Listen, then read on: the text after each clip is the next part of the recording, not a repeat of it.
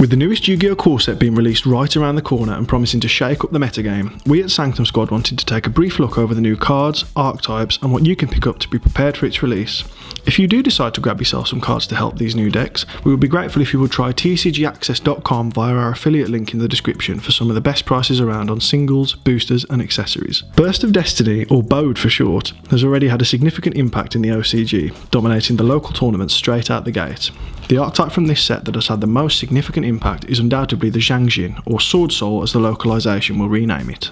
Swordsoul is the latest in a long line of synchro-centric decks and looks to be a very powerful one. With no naturalised tuners in the deck, the Swordsoul non-tuner monsters generate their own tuners for their powerful synchro bosses in the form of level 4 tuner tokens.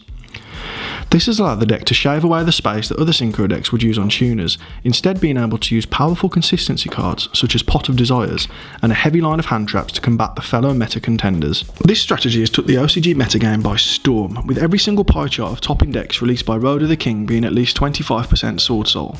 These consistent results from a special summon heavy deck in a format presided over by Max C only further go to highlight the strength of the deck and how much more dominant it could be over here in the TCG.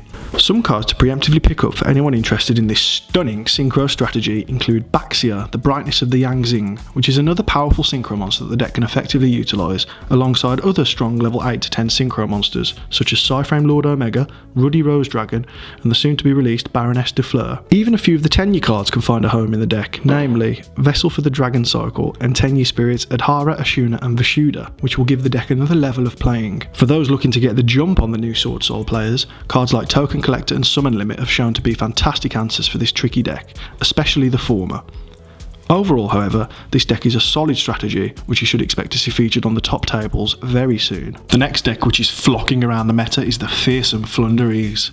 This deck could not be more different from the previous, being more of a slower, anti-meta strategy.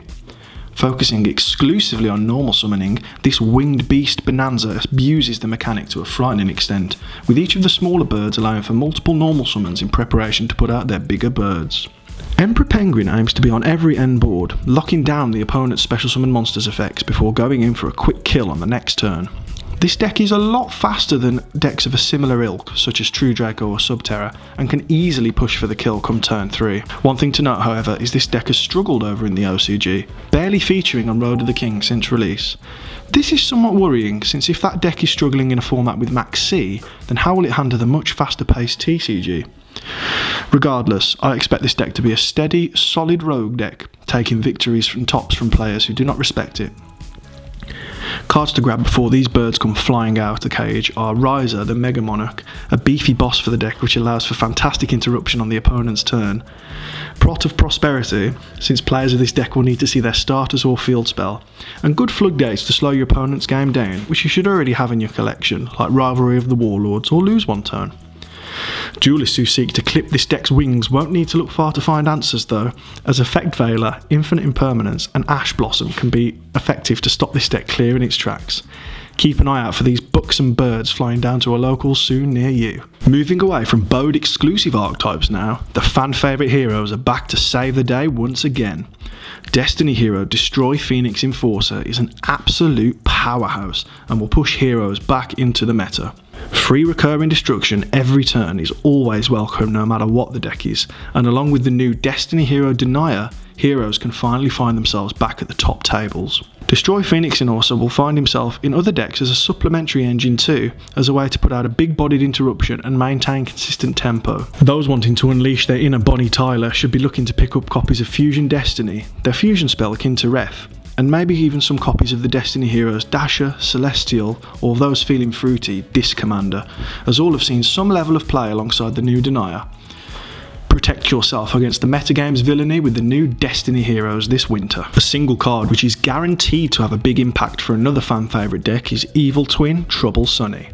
This fearsome lass gives a focal point for a deck that is desperately needing it and reads like a custom card from Kisakill's biggest fanboy. Being able to trigger both of the Evil Twin's best effects, having a removal effect for any card while she's in the graveyard, and having a more than respectable 3300 attack points, all wrapped up into a single Link 4 should help to elevate this deck to higher planes. Expect this strategy to become at least a powerful rogue option, being able to effectively take wins from those who are uninitiated in its tempo controlling strategy.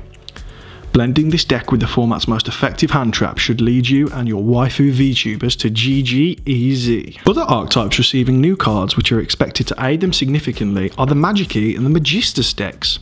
Magikey gains some valuable consistency cards which allows you to perform their mind-bending combos more effectively, and Magistus finally gain a boss monster capable of really putting opponents to the sword, or should I say wand. Duelists looking to bolster their archetypes with some of these cards can look forward to this set without having to break the bank for them. Concluding on some of the best free agent cards in the set, there is some huge potential with these slightly under the radar ones. First is Mutering, a monster that shuts down field spells and can help in taking down those annoying Mystic Mind strategies. This card might warrant a look into some people's side decks.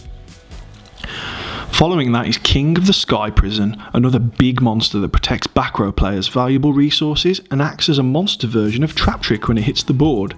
Protection and searching all in a 3k body might be too much to pass on for those trap players. Finally, Small World, a confusing card at first that will reward players who take the time to understand it properly. In a nutshell, this card can search effectively any monster in the game under the right circumstances, and will certainly at some point be a staple for a strategy which fits its conditions correctly. While we've covered everything we know we are getting support for in Burst of Destiny, we are also expecting some more support for new fan favourite archetype B-Trooper, of which we will be discussing as soon as we have more information. Thank you guys for watching. I've been George from the Sanctum Squad, and don't forget to leave a like, a comment, or even a subscription if you're new around here as we approach our first big milestone of 1,000 subscribers. If you have any other suggestions of what you would like to see covered in these more formal type of videos, then be sure to let us know in the comments. Thank you for watching.